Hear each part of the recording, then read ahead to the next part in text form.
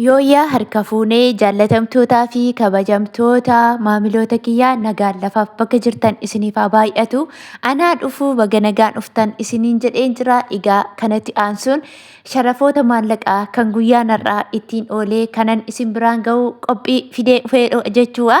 Egaa kanatti aansuun biyyoota kanneen akka biyyoota Ameerikaa doolaarii fi dabalataan illee Saudi Arabiyaa Riyaal Dubaay Diraamii akkasumallee Kuweet Diinaarii Bahreen Joordaan akkasuma biyyoota akka paawundi sterlingii fi Swiss firankii Chaayinaa Hiwaan Turkii Riilee Kaatar Riyaalii fi biyyoota hedduu kan isiniif qabadhee dhufu yeroo hedduu kan irra deddeebiin isinitti himu jechuudha. Egaa baankii fi gabaa gurraacha kan isiniif fidu guyyaan har'aa oolmaansaa sharafni gadi bu'ee jira moo ol ka'ee jira guyyaarraa gara guyyaatti isin biraan geessisuuf waadaa ani isinii galeeru'a. Egaa isin immoo namoonni chaanaala koof immoo haaraa taatan chaanaala koo kana sabskraayibii godhaa, viidiyoo koo immoo laayikii gochuun na jajjabeessaa, hiriyoota keessaniif immoo sheer godhaa isiniin jedha. Egaa akkuma beekamu waa'ee sharafaa irratti tokkoffaa irraan isinii ka'a jechuudha. Guyyaa har'aa akka gabaa gurraachi ittiin ooletti Kaatar riyaalli tokko 48.39 oolee jira jechuudha. Akkasuma inni itti aanu immoo Ijipsiyaan paawundiidha. Ijipsiyaan paawundiin tokko karaa gabaa gurraachaatiin 3.34 oolee jira jechuudha. Inni itti aanu Israa'el shiqilidha. Israa'el shiqil tokko karaa gabaa gurraachaatiin 54.18 oolee jira. Akkasuma inni itti aanu immoo Indiyaan ruppiidha. Indiyaan ruppiin tokko karaa gabaa gurraachaatiin 1.81 oolee jira. Inni itti aanu Bahreen diinaariidha. Bahreen diinaarri tokko karaa gabaa gurraachaatiin 480.14 oolee jira jechuudha. Akkasuma inni itti aanu immoo Joordaan diinaariidha. Joordaan diinaarri tokko karaa gabaa gurraachaatiin 254.19 oolee jira jechuudha. Inni itti aanu mootii birrii sadarkaa tokkoffaa irratti kan argamu Kuweet diinaariidha. Kuweet diinaarri tokko karaa gabaa gurraachaatiin 556.48 oolee jira jechuudha. Akkasuma immoo karaa baankiidhaan immoo Kuweet diinaarri tokko guyyaa har'aa 481.10 oolee jira. Inni itti aanu Oomaan Riyaalidha. Oomaan Riyaalli tokko karaa gabaa gurraachaatiin 469.8 oolee jira. Akkasuma Swiss firaankiidha. Swiss firaankiin tokko karaa gabaa gurraachaatiin guyyaa har'aa 223.11 oolee jira. Karaa baankiidhaan immoo Swiss firaankiin tokko 183.34 oolee jira jechuudha. Inni itti aanu yuuroodha. Yuuroon tokko karaa gabaa gurraachaatiin 207.92 oolee jira.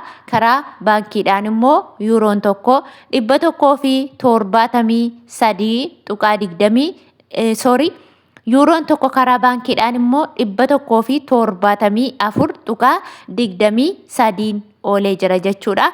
Akkasuma inni itti aanu immoo Kanaadaa doolaariidha. Kanaadaa doolaarri tokko karaa gabaa gurraachaatiin guyyaa har'aa 127.58 oolee jira. Karaa baankiidhaan immoo Kanaadaa doolaarri tokko 105.38 oolee jira. Akkasuma Awustiraaliyaa doolaarri tokko karaa gabaa gurraachaatiin 117.18 oolee jira jechuudha. Akkasuma immoo akkasuma inni itti aanu Ameerikaa doolaariidha. Ameerikaan doolaarri tokko karaa gabaa gurraachaatiin guyyaa har'aa 181.41 oolee jira jechuudha. Karaa baankiidhaan immoo Ameerikaan doolaarri tokko 150.52 oolee jira. Akkasuma egaa obboleewwan keenya warreen Beeruutii fi akkasuma Beeruut doolaara fudhattu walumaa galatti isinii doolaara Ameerikaa irraa aggeeffatadha. Akkasuma dabalataan immoo Joordaan irraa namoonni darbee kan diinaara gara doolaaratti sharafanii isinii kaffalan ni jiru jechuudha. Isinis immoo Ameerikaa doolaaraan shallagattu yookiin immoo herregattu jechuudha. Kanaaf bakka sadii doolaara jennee bakka sadiitti yeroo keenya fixuu irraa bakkuma tokkotti isiniif wayya jedheetii yaada jechuudha. Ameerikaa doolaarirraa aggeeffatadha isiniin jedha. Inni itti aanu Dubaay Diraamidha. Dubaay Diraamni tokko karaa gabaa gurraachaatiin 49.38 oolee jira jechuudha. Karaa baankiidhaan immoo Dubaay Diraamni tokko 40.98 oolee jira. Inni itti aanu Saudi Arabiyaa Riyaalidha. Saudi Arabiyaa Riyaalli tokko karaa gabaa gurraachaatiin 48.32 oolee jira. Egaa warri Saudi Arabiyaa jirtan obboleewwan keenya akkaataa guddina maallaqa keessanii yookiin immoo maallaqa baay'ina maallaqa keessanii kan isiniif ergamu jedhee yeroo baay'ee irra deddeebi'ee isinitti hima jechuudha. Egaa namoonni maallaqni keessan guddaa ta'ee hanga 4,000, 5,000, 6,000 yoo ta'e warreen qabdan jechuudha. Iskeelii guddaadhaan warra ergattu. Isaan kun immoo 23 ergamaa jira. 23 jechuun immoo riyaalli Saudi Arabiyaa tokkoon isaa birrii Itoophiyaa 47 jechuudha. Akkasuma immoo namoonni maallaqni keessan garmalee xiqqoo taate hanga 500, 200 ta'e immoo jechuudha. 23 adii fa'iin hin ergama. Iddoo iddootti immoo 24 siniin jedhanillee jiru jechuudha. Kana jechuun hanga birrii Itoophiyaa 43 olitti 43 hanga 44tti kan ergaa jiranidha jechuudha. Maaliif birriin kee xiqqoodha jedhanii garmalee gadi buusaa jiru.